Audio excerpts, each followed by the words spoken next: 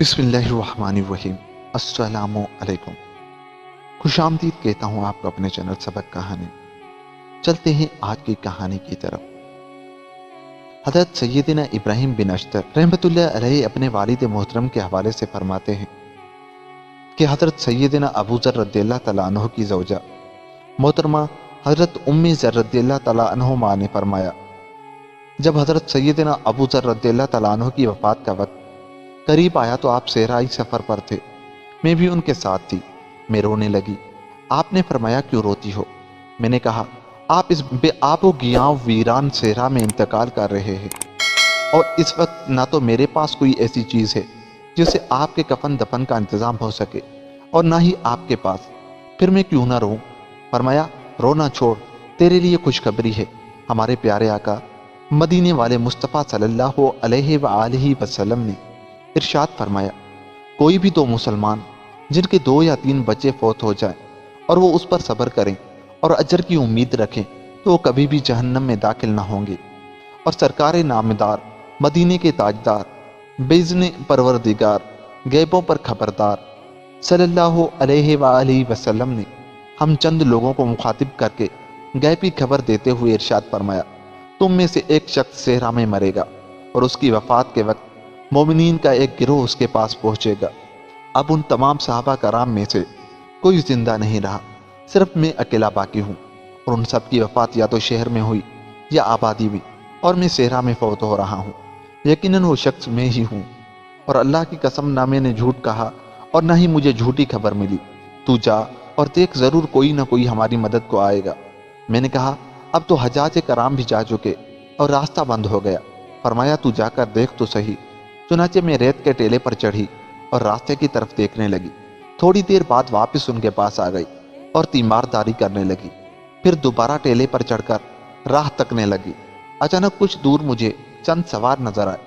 میں نے کپڑا ہلا کر انہیں اس طرف متوجہ کیا تو وہ بڑی تیزی سے میری طرف آئے اور پوچھا، اے اللہ کی بندی، کیا بات ہے؟ میں نے کہا، مسلمانوں میں سے ایک مرد دائی اجل کو لبیک کہنے والا ہے، کیا تم اسے کفن دے سکتے ہو؟ انہوں نے کہا، وہ کون ہے؟ میں نے کہا، ابو ذر رضی اللہ تعالیٰ عنہ۔ کہا، وہی ابو ذر جو پیارے آقا صلی اللہ علیہ وآلہ وسلم کے صحابی ہیں۔ میں نے کہا، ہاں، وہی ابو ذر جو صحابی رسول صلی اللہ علیہ وآلہ وسلم ہیں۔ یہ سنتے ہی وہ کہنے لگے، ہمارے ماں باپ ان پر قربان، وہ عظیم ہستی کہاں ہے؟ میں نے انہیں بتایا تو آپ رضی اللہ تعالیٰ عنہ کی طرف تیزی سے لپکے اور حاضر خدمت ہو کر سلام عرض کیا۔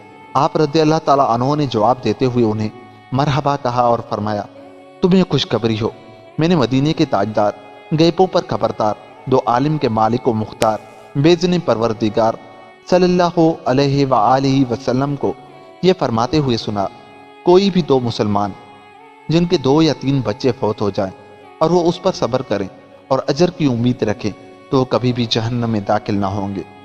اور آپ صلی اللہ علیہ وآلہ وسلم ایک گروہ مسلمین سے مخاطب ہو کر فرما رہے تھے، جس میں میں بھی موجود تھا، کہ تم میں سے ایک شخص صحرا میں وفات پائے گا اور مومنین کا ایک قافلہ اس کے پاس پہنچ جائے گا۔ اب میرے علاوہ ان میں سے کوئی زندہ نہیں، ان میں سے ہر ایک یا تو آبادی میں فوت ہوا یا پھر کسی بستی میں۔ اب میں ہی وہ اکیلا شخص ہوں جو صحرا میں انتقال کر رہا ہوں۔ اللہ کی قسم، نہ میں نے جھوٹ بولا اور نہ ہی مجھے جھوٹ بتایا گیا۔ جب میں مر جاؤں اور میرے پاس یا میری زوجہ کے پاس کفن کا کپڑا ہو تو مجھے اسی میں کفنا دینا۔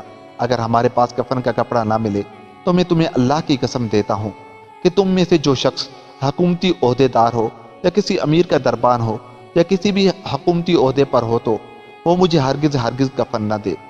اتفاق کی بات تھی کہ ان میں سے ہر ایک کسی نہ کسی حکومتی عہدے پر رہ چکا تھا یا ابھی عہدے پر قائم تھا۔ صرف ایک انصاری نوجوان بچا جو کسی طرح بھی حکومت کا نمائندہ نہ تھا۔ وہ نوجوان آپ رضی اللہ تعالیٰ عنہ کے پاس آیا اور کہنے لگا، میرے پاس ایک چادر اور 2 کپڑے ہیں جنہیں میری والدہ نے کاٹ کر بنایا ہے، میں انہی کپڑوں میں آپ رضی اللہ تعالیٰ عنہ کو کفن دوں گا۔